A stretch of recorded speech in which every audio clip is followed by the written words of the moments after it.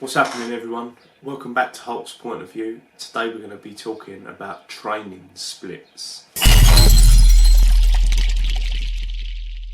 Alright, so this video was suggested by Polaris911. I hope I said that right. That's his YouTube channel. Head over there, check him out.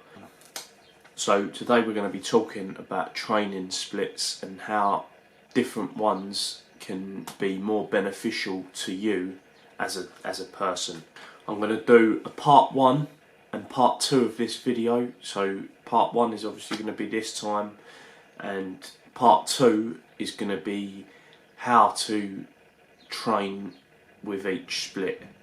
So today we're going to be running through what the different splits are and the negatives and the positives of choosing each split, and next week, next Thursday, I'll be dropping what muscle groups to train with each split. Right, so the three training splits are push-pull legs, full body, or kind of like upper body and lower body, and the bro split. So push-pull legs will be one day you do everything. So you write a plan obviously for all of this, and the push-in will be anything push-in. So you usually get triceps in there, maybe bench press and shoulder press. So you could train chest and shoulders and triceps on one day. Anything pull-in will be anything pull-in. So doing bent over rows, you get biceps in there, because as you row you're using a bit of bicep. So you'd hit like all back there, so back, lats, traps maybe, and then obviously legs would be, if depending on if you've done deadlifts on your pull day, you could maybe do deadlifts on your leg day, deadlifts, squats, and then everything else on your legs. So the pros of doing push-pull legs, you would get strength gains, so your strength will increase dramatically. If you've never tried this type of style training, it's very good. I'd highly recommend it. I think it's probably my personal favourite. I noticed the biggest change in strength numbers whilst I was currently doing it.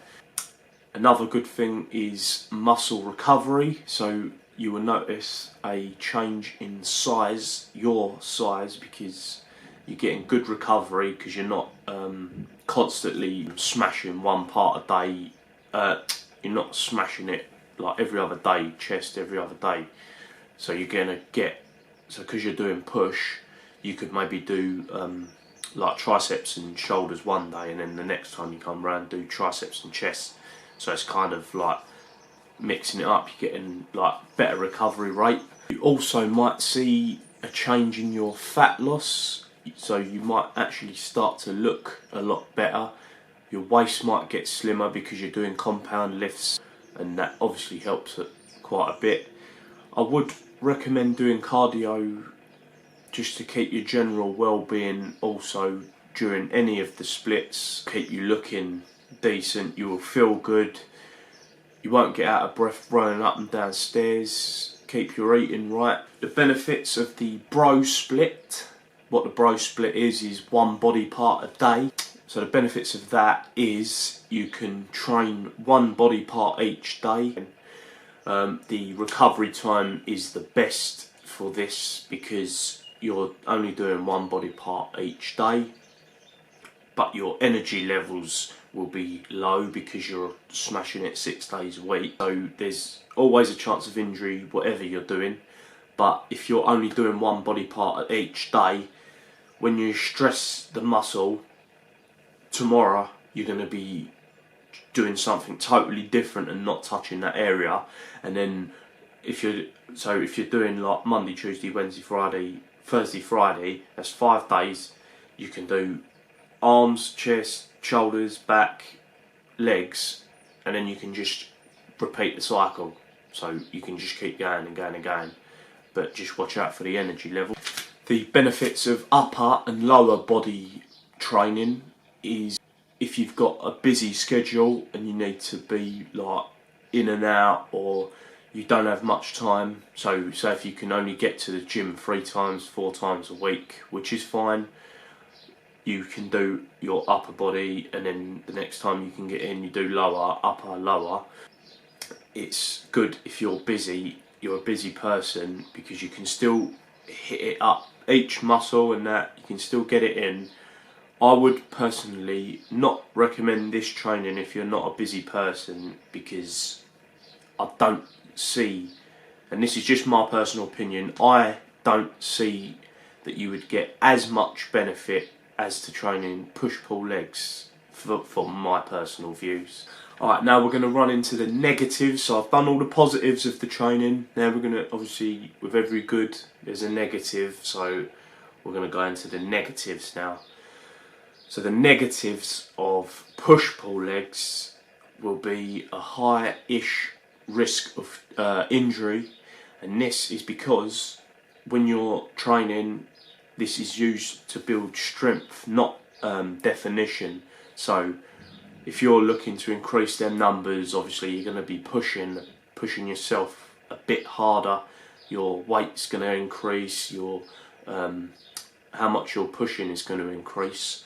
So there's always a high-ish risk of injury. You need to take this into consideration, because it can set you back rather than put you forwards. And to anyone that has had an injury or has an injury will know exactly how this feels. You also might be a bit fatigued from strength training if it's something you're not that quite used to. You might have been doing too many days and not enough rest days. But yeah, so you've got to watch out for your energy levels, the fatigue. Just take all this into consideration, because it can set you back. Negatives of the bro split. So as we said before, the bro split is training one body part each day. A lot of people take the mick out of people that train this way. I can kind of see why, only because it's sort of too much recovery time. So if you're training one body part a day, usually if you hit one body part, so on Monday, you're usually good to go by Thursday latest. So so Thursday you could hit that again, and then it's constantly building. Whereas if you're training only one body part a day, it's just going to you're kind of giving it too much recovery time. You're not pursuing that muscle to grow it to its maximum potential for that time. So now the negatives is the upper and lower body parts. So the negatives would be definitely if you're rushing, because it's for busy people, you'd be rushing. This leads to risk of injury because you're rushing. You could maybe drop a plate on your foot because you're just too frantic rushing round.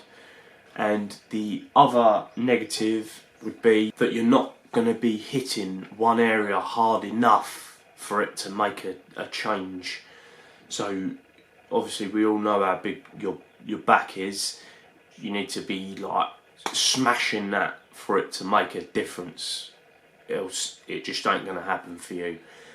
I'm all for just keeping fit. Obviously everyone has different styles of training, and everyone has a personal preference of how they like to work out, and what I do might not suit someone else. Like I said, there's busy people out there. There's people that would rather just lose weight. If this video has helped you at all, I hope I've covered most of the areas for you. But if there's anything I've missed, you can feel free to research it up yourself. But I hope this video has helped you, and I hope you've learnt something new that you did not already know. My Instagram name is Hulk_wannabe. You can either in the comments below drop a subject you'd like for me to put my point of view on. If not, you can direct message me on Instagram at Hulk_wannabe. You can subscribe to the channel. It costs absolutely nothing, helps me out. But other than that, I hope you have a good day. Thank you.